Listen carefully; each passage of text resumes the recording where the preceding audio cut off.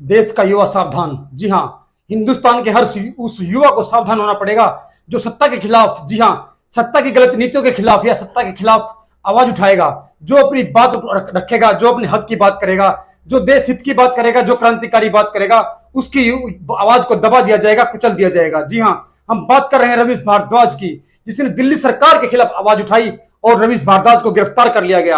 आखिर क्या कसूर था रवीश भारद्वाज का, जिसने एक दिखावे की राजनीति करने वाले दिल्ली सरकार के खिलाफ उस नोटिस बोर्ड को उखाड़ फेंका जिस पर उन्होंने दिखावे का उद्घाटन किया। जी हां, तो आखिर क्या गुना था रवीश भारद्वाज का? क्या उस बोर्ड को उखाड़ना रवीश भारद्वाज का गुना था या दिल्ली सरकार के खिलाफ बोलना रवीश भारद्वाज का गुना था? देश के हर युवा को यह बात समझनी होगी, अगर उसको अपनी बात रखनी है, किसी की बेइज्जती करनी है, किसी के खिलाफ बोलना है या बुरे से बुरा भी आपको किसी मंच पर खड़ा होकर बोलना है, तो उसके लिए आपको एक ही काम करना पड़ेगा, आपको सत्ताधारी पार्टी का गुलाम होना पड़ेगा, सत्ताधारी पार्टी का पट्टा पहनना पड़ेगा, तब जाकर आप अपनी बात रख पाएंगे। नहीं तो आपको रवीश भारद्वाज की तरह गिरफ्तार कर लिया जाएगा।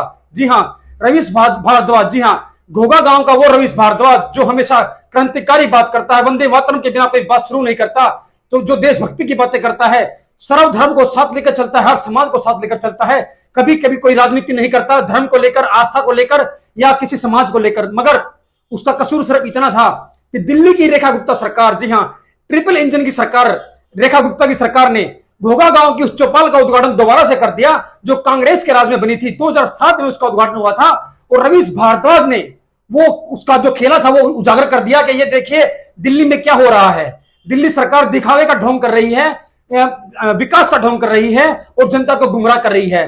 तो क्या रवीश भारद्वाज ने गलत किया? मगर दिल्ली पुलिस, जी हां, दिल्ली पुलिस को हथियार बनाकर सत्ताधारी पार्टी ने, जी हां, रेखा गुप्ता की सरकार ने रवीश भारद्वाज के घर पर पुलिस भेज दी और उसको गिरफ्तार कर लिया।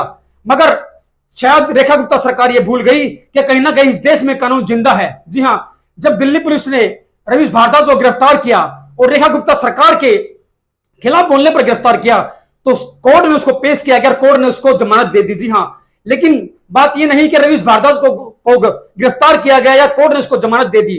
बात यह है कि कब तक युवाओं की आवाज को दबाया जाएगा, कब तक देश के खिलाफ, जी हां, ये साजिश होती रहेंगी, युवाओं के खिलाफ साजिश होती रहेंगी।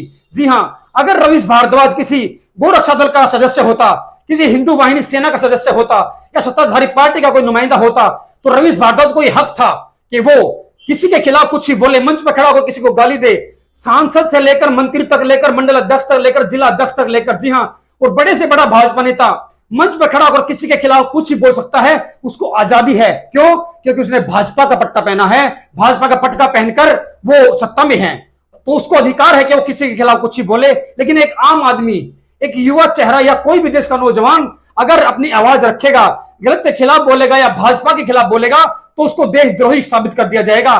देश के युवाओं को इस तरह डिटेन किया जा रहा है सत्ता के खिलाफ बोलने पर, अपनी बात रखने पर, रोजगार की बात करने पर, जी हां, काम की बात करने पर, विकास की बात करने पर युवाओं को जिस तरह से डिटेन किया जा रहा है, गिरफ्तार किया जा रहा है, क्या यह सत्ता इसी तरह चलेगी?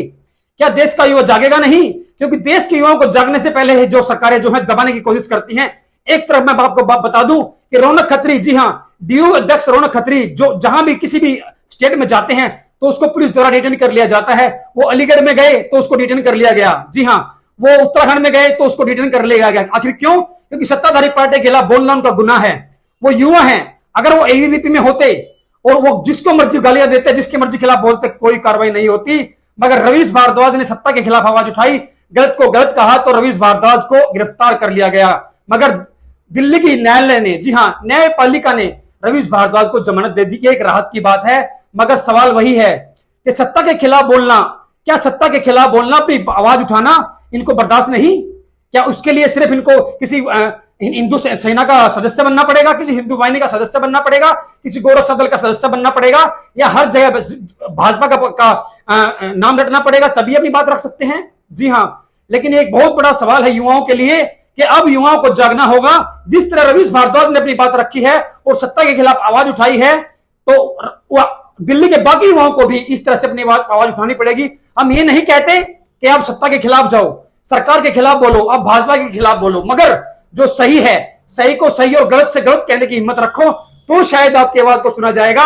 नहीं तो जिस तरह रवीश भारद्वाज को डिटेन किया जा रहा है, रौनक खत्री को डिटेन किया जा रहा है, या अन्य किसी पार्टी के नेता को डिटेन किया जा रहा है, उस तरह आपको भी डिटेन कर लिया जाएगा, आपको अपने घर में ही गिरफ्तार कर लिया जाएगा। तो कहीं ना कहीं युवा को जागना पड़ेगा और इस सत्ताधारी पार्टी को बताना पड़ेगा कि तानाशाही नहीं, जनताशाही, देश में लोकतंत्र है, हर किसी को अपनी बात रखने का अधिकार है। आप इस तरह से हर किसी की आवाज को दबा नहीं सकते, कुचल नहीं सकते। तो रवीश भारद्वाज को जिस तरह गिरफ्तार किया गया है, यह भी एक क्या कहते हैं, उदाहरण कहूं या फिर एक ऐलान कहूं। जी हां, क्योंकि रवीश भारद्वाज ने तो ऐलान कर दिया है, और ये आज से नहीं, सत्ता तो भाजपा सत्ता में अब आई है, उससे पहले अगर आम आदमी पार्टी थी तब भी रवीश भारद्वाज जी अपनी आवाज उठाते थे, मगर इस तरह से कभी भी रवीश भारद्वाज के खिलाफ कोई कार्रवाई नहीं हुई। जिस तरह से दिल्ली सरकार ने दिल्ली पुलिस का सहयोग कर रवीश भारद्वाज को गिरफ्तार कर दिया, तो देश के युवाओं को जागना पड़ेगा, सही को सही और गलत को गलत कहना पड़ेगा, और इन सरकारों को भी जागना पड़ेगा कि आप युवाओं की आवाज को इस तरह दबा नहीं सकते। देश का युवा कब तक अंधभक्ति करेगा, यह बहुत बड़ा सवाल है।